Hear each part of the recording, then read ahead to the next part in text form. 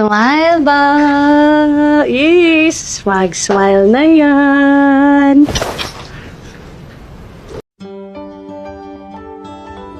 Every day, we move through spaces filled with expectations. Sometimes they are never spoken, but somehow they are always there. In the things that people talk about, in the moments people celebrate, and in the futures people assume we all want. So we smile, we blend in, we pretend to understand feelings we may never truly feel. Not because we're lost, but because being different can feel isolating. Watching trains go by. All of my life. Every day, we move through spaces filled with expectations. Sometimes they are never spoken, but somehow they are always there. In the things that people talk about, in the moments people celebrate, and in the futures people assume we all want. So we smile, we blend in, we pretend to understand feelings we may never truly feel. Not because we're lost, but because being different can feel isolating.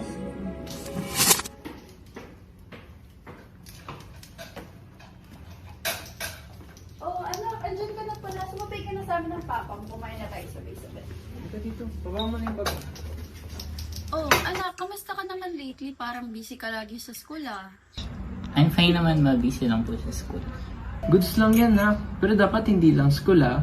Kamusta naman yung social life mo, pati mga relationships mo? Relationships po? Oo, like kunyari, yung mga friends mo. O kaya baka mamaya may special someone ka na. Ikaw na bata ka talaga, sinasabi ko sa'yo. Wala po. Wala talaga? Kahit ano, crush, ganon, alam mo na. Wala po talaga. Pero okay ka naman ba, anak? Like yung pakikipag-connect mo or pakikipaghalubilo mo sa ibang tao? Di ka naman ba nahihirapan? Okay naman po ako. I have friends, pero hindi lang po talaga ako nakaramdam ng attraction sa iba. Ano yung ibig mong sabihin? I don't know that. Sige po, may gagawin ko po. May klase ko po ako.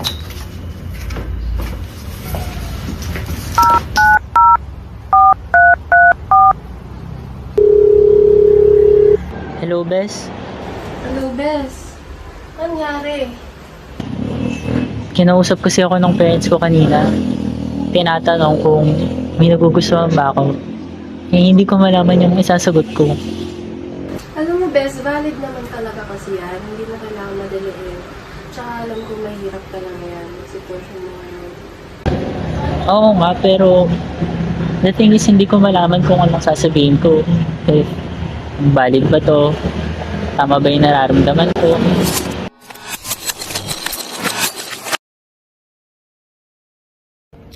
Most of us grew up following a social script that says a successful life must include a romantic partner. That is called amatonormativity. It is the idea that romantic status is the ultimate measure of your own worth. But what happens now to the people that don't fit in that script?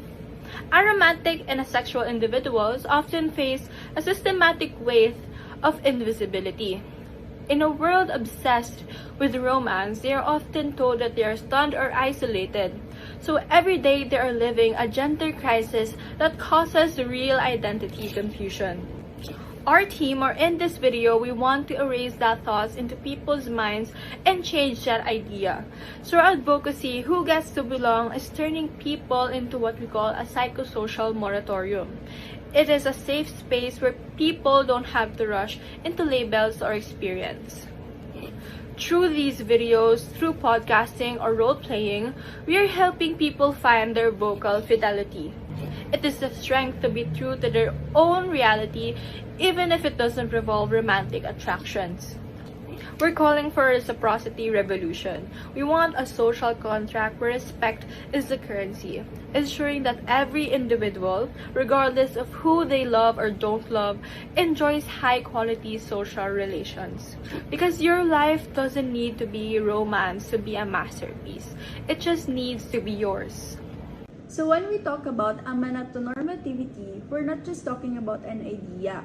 We're talking about real people whose experience are often overlooked.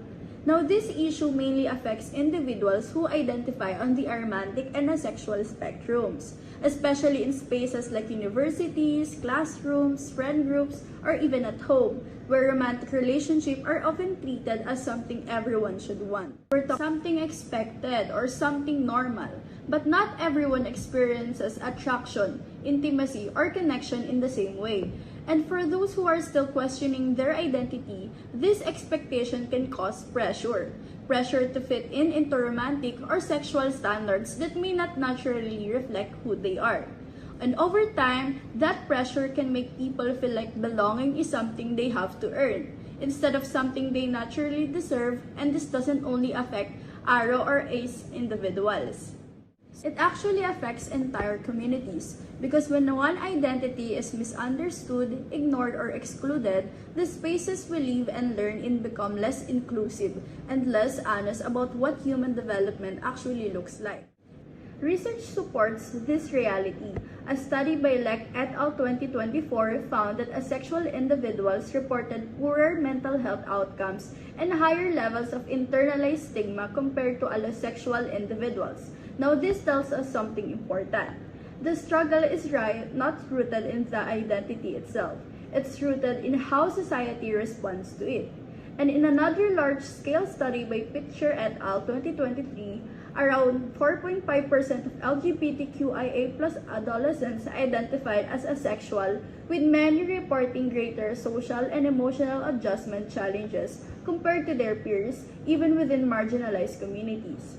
And some identities still remain invisible, so our advocacy calls for something bigger than awareness. We call on schools, institutions, and student communities to create spaces where aromantic and asexual identities are not questioned, but recognized, not dismissed, but validated.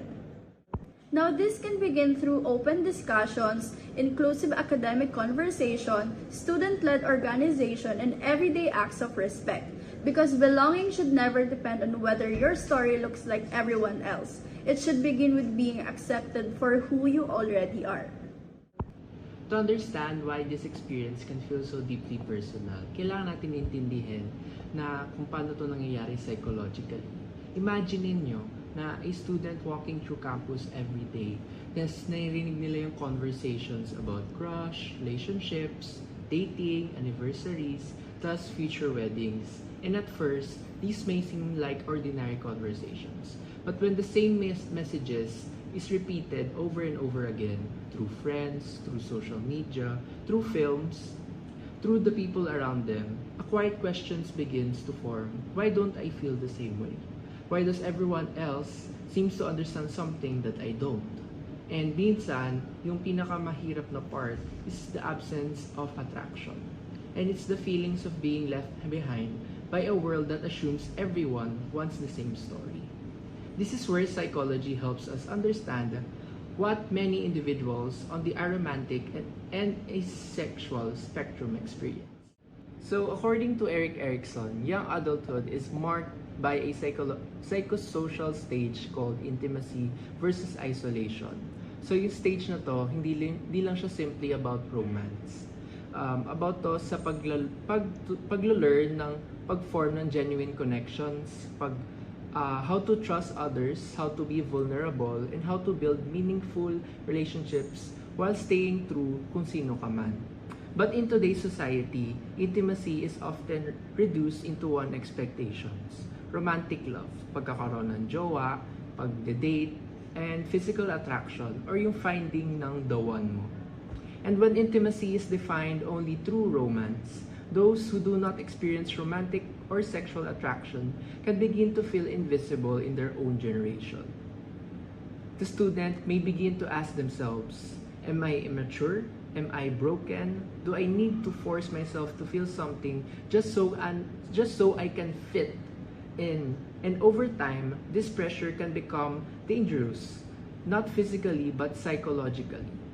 Instead of freely exploring who they are, they may begin to hiding parts of themselves, pretending, adjusting their identity, putting a mask to themselves, or just avoiding questions, judgment, or exclusions. And this can lead to what psychologists call identity diffusion, a state where a person begins to lose clarity in their sense of self, where identity becomes shaped by outside expectations instead of inner truth. And this becomes even more important in universities, because universities are supposed to be space of discovery, places where students explore their beliefs, their identities, their values, and the kind of future they want to build. But when even these spaces unconsciously reinforce the idea that romantic relationships are normal path, students may stop exploring who they truly are and start becoming who they think society will accept them. But growth was never meant to come from conformity. True development begins the moment people are given the freedom to exist authentically.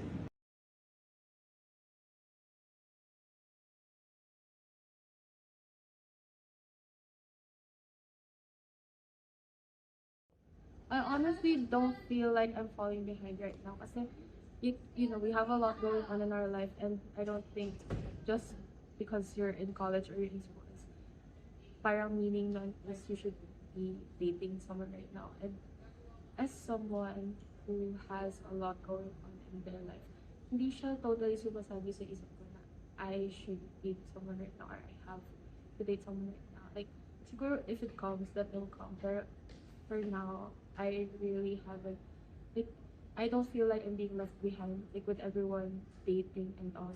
Parang hindi naman siya nakaka-FOMO. Kasi, you just have to live your life, lalo na ngayon college kasi, like, this is where you get to explore, and I feel like, medyo hindrance din magka-shorta ng college kasi you just want to explore.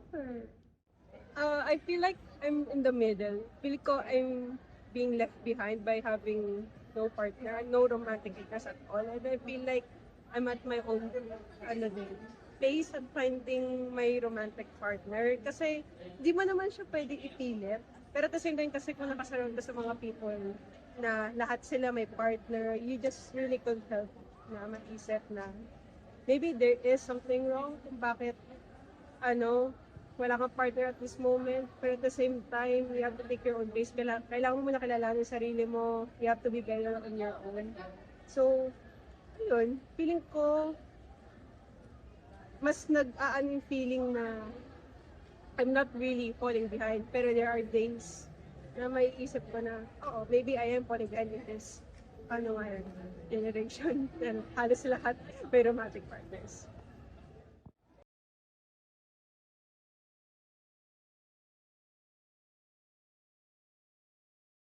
No, I actually never felt like there's something wrong with me for that. Because I actually prefer spending time with my friends or focusing on my hobbies because that's what makes me happy. I don't feel the need to look for a boyfriend or girlfriend just to fit in or just because others are doing it. For me, relationships are draining and overwhelming, especially when you're not ready for it yet. And I don't want to force something that I know I'm not prepared for. And right now, I prefer being on my own and enjoying my friends' company, and that already feels enough for me.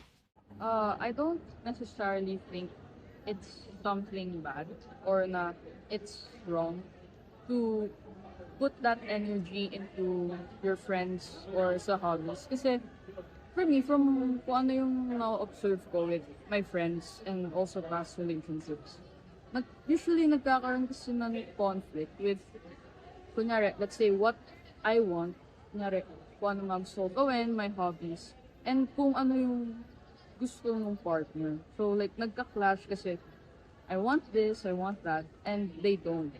So I think it's better to know what you actually want muna before getting into a relationship. So in that way, before pa ma-establish yung relationship mo with someone, you already know what you want and masasabi mo na sa person na, ay okay, this is what I believe in, this is what I want. So in that case, hindi na masyadong magkakaroon ng conflict or matutuloy, let's say, yung relationship na yun just because hindi nag-a-align yung perspectives.